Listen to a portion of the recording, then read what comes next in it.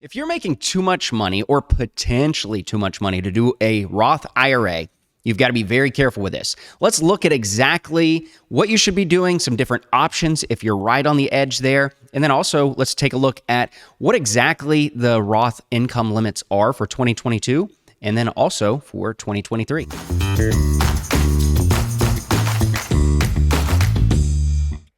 Hey, it's Eric with Jazz Wealth Managers. If we haven't met yet, what we like to do here is not only invest the dough, but we like to educate you on your dough.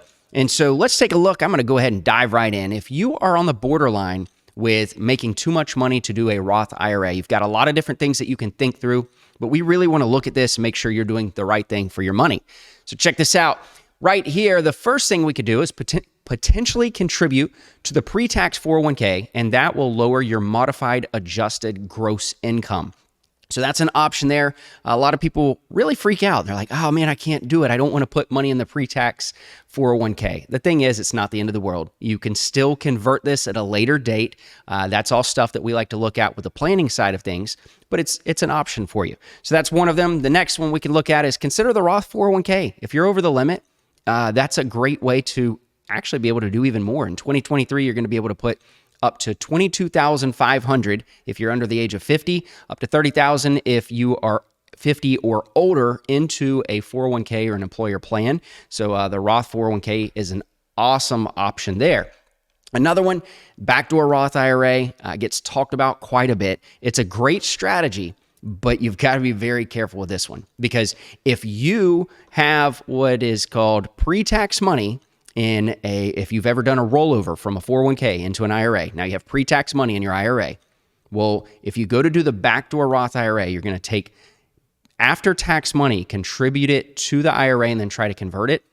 I say it's a backdoor with broken hinges, because it's not all going to work. There's something called an aggregate rule that comes into play. It gets very confusing and it makes it difficult. So that's one that you have to really be careful if you're doing that one. Another one is if you are close and you've already contributed, confirm your income with your CPA. If you maybe you're at that borderline and he says, hey, or she says, hey, you know what, you're going to be over the limit. The thing that you can do is then you can recharacterize that money to IRA money. That's a great option. The problem is you got to be careful again. If you have an IRA already with a bunch of pre-tax money in and you recharacterize a Roth post-tax money into the IRA, again, it's going to create that aggregate rule when you ever go to do Roth conversions or on withdrawals. It's a lot to keep up with, so I'm just kind of giving you a heads up on that one when it looks that. All else fails, so wait until the end of the year. So you can get your modified adjusted gross income right before you file your taxes. You have all the way up until April 15th to be able to contribute to the Roth for the previous year. So that's a great option. The only problem with that option is you could possibly miss out on market gains all through the year. So that's why I wanted to try to give you some other things to think about too. So let's go ahead and take a look. 2022, if you are a single filer, you're filing your taxes single, then your modified adjusted gross income, as long as it's under $129,000, you can do the full amount. All the way up to if you make $144,000, you can still do a Roth IRA, but it's a phased out or a lesser amount. Be very, very careful with that one. I don't like to play too much in that realm of things, because then you start getting into breaking it and taking a little bit less or contributing a little less. It gets quite confusing.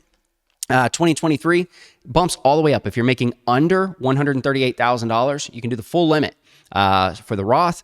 And then again, you got that phase out period there with that one. So what about if you're married filing jointly? Well, in 2022, if you make under, again, I say under, and I keep emphasizing that because what this means is if you make $204,000, you enter that phase out period. So you have to make $203,999 or under is the modified adjusted gross income. If you have that, then you can do the full amount. So again, $214,000 is the phase out there. But for 2023, jumps up quite a bit again. So under $218,000, you can do the max if you are married filing jointly. So then there's the phase out. Now, here's the trick though. Here's the big one, because for some people, you may be filing separately. So you're married, but filing separately. If that is the case, well, guess what? If you make over $10,000, you can't even do the Roth. You're over the income limit. Not only that, but the phase out actually starts right away. So it's a dangerous road to get on if you're married filing separately. I would think about considering a Roth, a backdoor Roth or something like that. Thanks for watching. If you want to watch more FinTips videos, click here. Be sure to like and subscribe also.